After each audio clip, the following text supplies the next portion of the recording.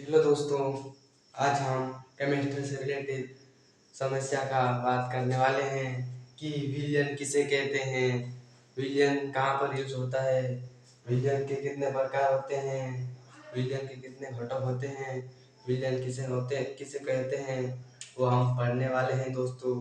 तो ध्यान से शांतिपूर्वक देखना दोस्तों वीडियो, क्योंकि विलयन विलयन किसे कहते हैं आपको आना बहुत जरूरी है। केमिस्ट्री पढ़ते हैं तो दोस्तों विलियन किसे कहते हैं, विलियन को इंग्लिश में सॉल्यूशन कहते हैं। विलियन विलियन को पढ़ते हैं दो या दो से अधिक समांगी मिश्रण को मिलाने पर जो मिश्रण बनता है उसे विलियन कहते हैं दोस्तों।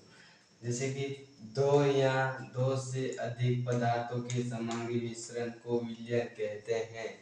जैसे कि दोस्तों जल जल को हम विलायक कहते हैं, जल को विलायक कहते हैं।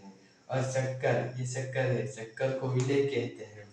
तो दोस्तों जल और शक्कर, विलायक और विलेय, ये मतलब जुड़ जाता है, मिल जाता है, घोल देते हैं अपन। जैसे चाय में शक्कर घोल दिया, नमक में पानी घोल दिया, शक्कर में चाय में घोल दिया, उसको दो मिश्रण हो गया, तो उसे हम विलयन कहते हैं।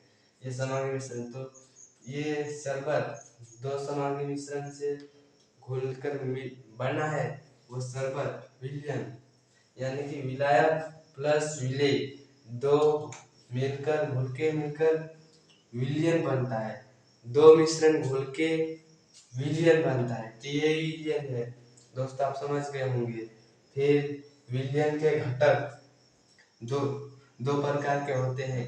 विलयन के घटक के दो प्रकार के होते हैं। पहला विलेय, विलेय को इंग्लिश में सॉल्यूट बोलते हैं।